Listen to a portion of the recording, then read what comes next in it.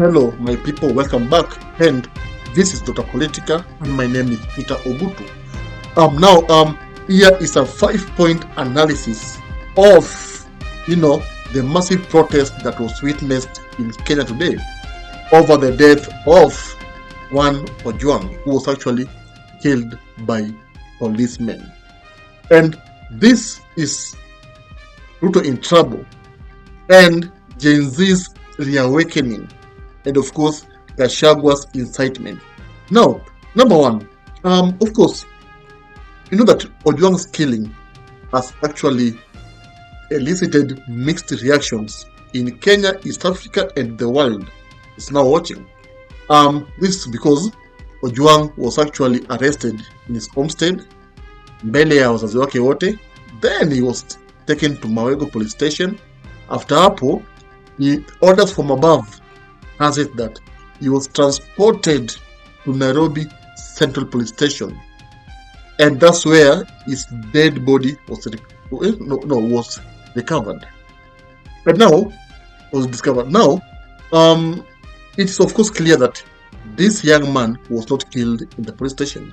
He was actually killed in Karura Forest. The way we are hearing the revelations from the authorities.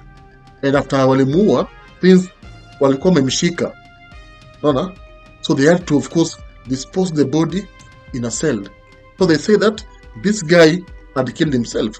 And now they cover up how the government has managed this issue, how the government is trying to twist this story, and of course, blame the OCS alarm. This is what has sparked outrage, and the Gen Zs have said no, enough is enough, and William Ruto's government is playing with us. Now we have to take matters in our own hands. Of course, now they're demanding that Langat should be arrested. That's what the Gen Z is saying. Langat should be arrested because they believe that he's the person who orchestrated this heinous crime or act. And of course, you kill someone, even if you're in power, you need to be arrested because you have killed someone. That's a crime. Now, there's some shocking revelations from Gachagua. Gachagua is now exposing Langat. He says that Langat was the one who was used by Ruto to poison him sometimes back in Limuru. I remember Gachagua came up with allegations that he was the government tried to poison him twice, in Kisumu and in Limuru. Negwadwa itu. Na sisi tunataka kusema huyu Langat huyu ndio alikuwa amepanga na mjumbe wa Kikuyu, mjumbe wa Limuru na mjumbe wa Kiambaa, wakatuma watu pale Limuru waue mimi. Si unajua? It said that Ruto used Langat to poison him. That's what Gachagua is saying. Yeah? And he's saying that Langat is the one who is running the hit squad. It's getting messy. I think Kenya is a country that, no one from outside will like to live in Kenya because these things are so serious.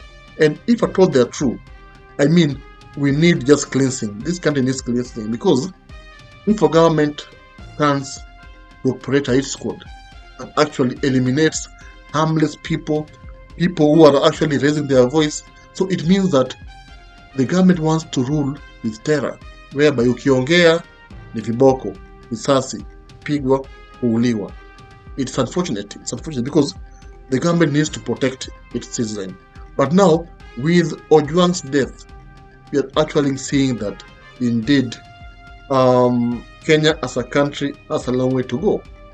My question is, if at all these things happening now, what do you think will happen during the elections? Because during the elections, a lot will be said. Young people will post things, they will talk. Will they be abducted and killed? That's the question I would want you to answer me.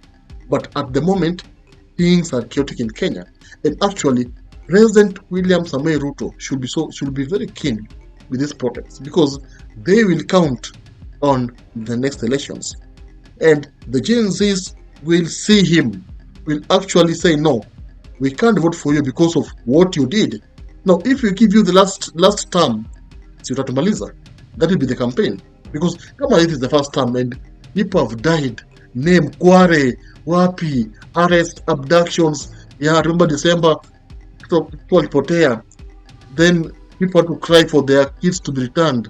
I mean, it is messy and it is not a good thing. The government should not lead with terror. That's the issue. Now, Gachagua's revelation is now, of course, threatening the peace in the country, because Gachagua is exposing who Langat is. And if Gen Zs, of course, now Gen Zs have heard from Gachagua, allegedly saying that Langat is the one who orchestrated is poisoning.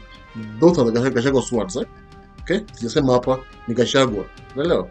So this, of course, is a way of trying to reawaken the Gen Z revolution. And I think Gachagua is the key beneficiary of this revolution, because Gachagua is the one who really wants to unseat Ruto in power, or from power, because Gachagua has a personal vendetta against William Ruto based on the betrayal and, of course, the impeachment that occurred last year. So, that's what I'm saying.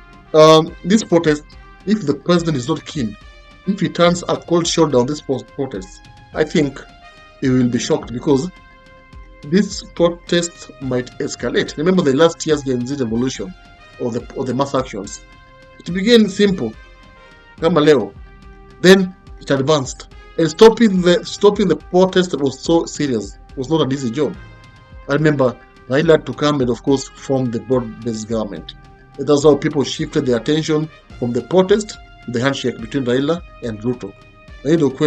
Now, tell me, do you think that this revolution, this protest, will make Ruto arrest Langat and, of course, demote him or sack him? Do you think so? Hit me in the comment section, and of course, I would have to be here next time, same place. Stay blessed. Thank you.